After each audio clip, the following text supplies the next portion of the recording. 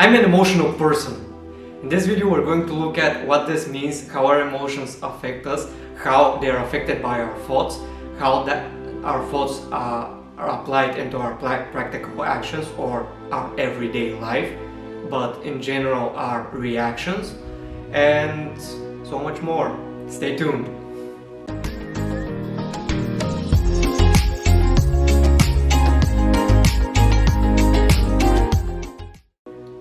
Now the first thing that we should mention is that emotions are essential for everybody, they're natural for everybody, so in general everybody is an emotional person. It just differs how we use them.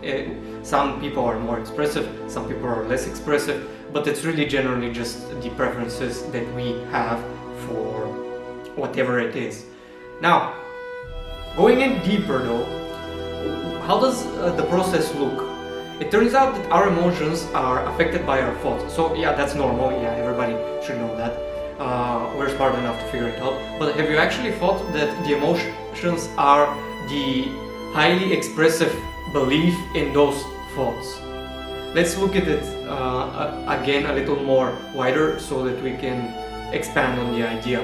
So usually when we're emotional, we just move very fast in a specific direction, and our brain is actually moving very fast in that specific direction as well. It's actually that our thoughts are so well aligned that we can express more and more emotion, and the more they're aligned, the more we believe in it, that much stronger the emotion is.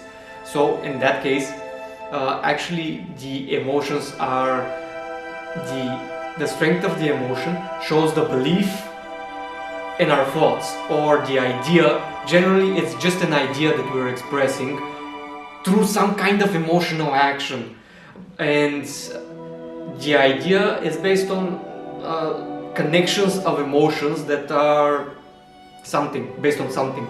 It's really just an idea that we have. It doesn't really matter what it is.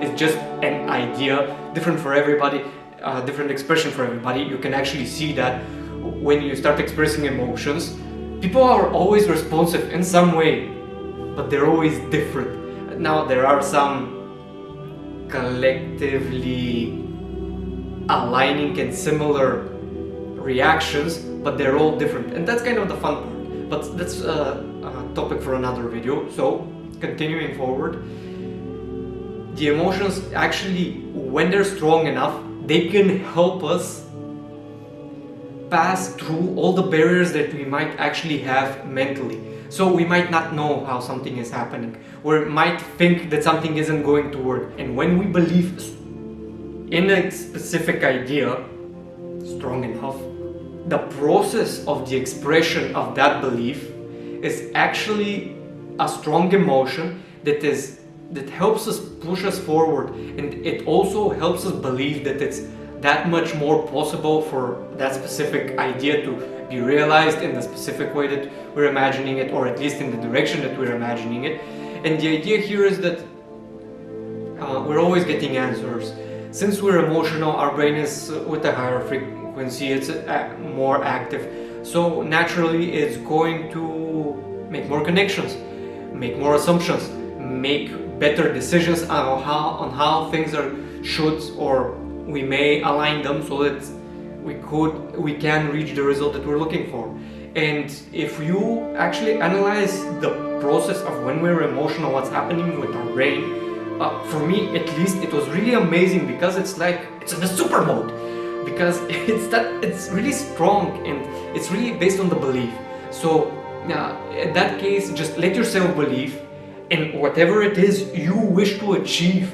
It's just enough to believe an idea and express it. It doesn't even have to be a very strong emotion. We just need to express it, and depending on the results and how we wish to continue, in which direction we wish to continue, let's say positive or negative, because that's usually how we develop our thoughts. It's usually in a negative perspective, so we have an idea and we think that it's not going to work out because etc, etc.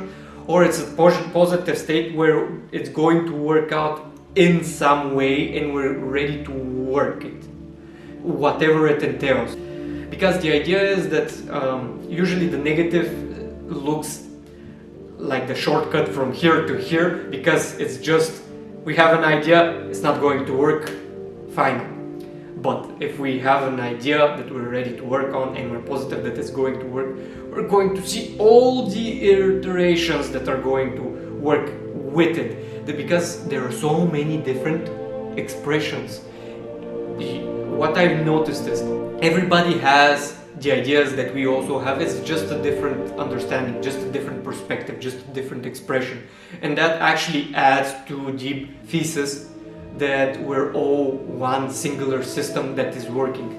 And the idea here is that we should actually navigate our emotions, or that's not actually the general idea, it's something that we should look out for.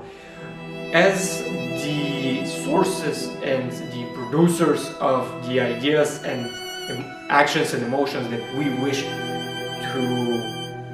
undergo, as well as the results, it's our specific and individual choice how we're going to do it and to what level we're going to push it or bring it, or whichever verb you wish to choose. It's really just a process, and we choose how we're going to go through it. That's the amazing part, because where does this go? Free will, but that's for another video. But the idea is that sometimes it's useful to be emotional, sometimes it's useful to be calm. Usually the calm parts we should be calm when we have negative thoughts, and if we wish to move forward, we should be calm and acceptive of the alternatives where initially we might be wrong, our thoughts might be wrong. That specific thing that we're looking at as negative might be actually useful. And this is what I would like to give you as an example and as a useful advice. Whenever in doubt, or whenever you have negative thoughts, or when you ever see something negative, just to turn it around, you can always ask the question and work on it practically. How is this thing going to help me? Or how can this thing help me? I would use the second one more than the first one, because going to help me kind of implies that it's going to help us, and generally it's neutral, so we actually have to use it, so we have to find how it can help us rather than how it's going to help us. And going to sounds like it's going to happen on its own. Again, we have to use it, that's why how can it help us. But I really do believe this question and the practical applications that we can find with that questions is actually the thing, or are actually the things that can help us change our mind, change our thoughts. And this is when we're calm. Also, when we're listening to somebody, in order to understand somebody, we should be calm so that we can be accepting of what's happening generally. And the peace, I'm really sorry, I don't know how Eckhart Tolle is writing it up in his books in English, because I've read them in Bulgarian, but he's talking about peace, rest, calmness, because that's what actually gives us the opportunity to observe things how they are and not how we think they are. And if we're thinking there's basically some emotion as a reaction that's going to go. And in that sense, it's only useful to use our emotions when we're thinking gradually in a positive mindset, positive state, when we're thinking about building up something, coming out of our comfort zone. And the best part is that when we're emotional and thinking in a positive direction, we can't actually feel the barriers, we're just passing through them. They don't practically exist, and that's actually breaking my mind, or I'm not going to say it because it might get censored, but it proves that everything is in our head, and from there on, it's just us. We're the people, individuals that decide how it's going to be. Whatever it is, it doesn't really matter. And even if something is considered collectively negative, it doesn't really matter, does it? Because if we have a positive emotion about it, or a positive perspective, how are we going to experience it? And think about it. If we're looking for something to be useful, how can we find if it's useful? Finding that it's useful is the positive expression of the negative thing. And negative and positive, that's how they lose their power. It's all neutral. And we choose how we're going to use it. That's the message that I would love to transfer to you. And I would be very glad if you will share your feedback. Generally, I am an emotional person is just a statement. It doesn't really have to mean anything in it by itself. The only thing that I can think of is if we have basic reactions, also some emotional expressions that are more explosive. Well, usually that's because it's just sort of a habit. And then we just need to analyze what belief we have in ourselves to react in that way. Usually it's something old. It might be a couple of months, it might be decades old. And belief systems, even ideas. I'm going to tell you, don't survive that long, but the truth is that they transform and change so much that they are very different than the initial idea that we've had. We actually tend to forget what the initial idea was because we're so focused on the current one.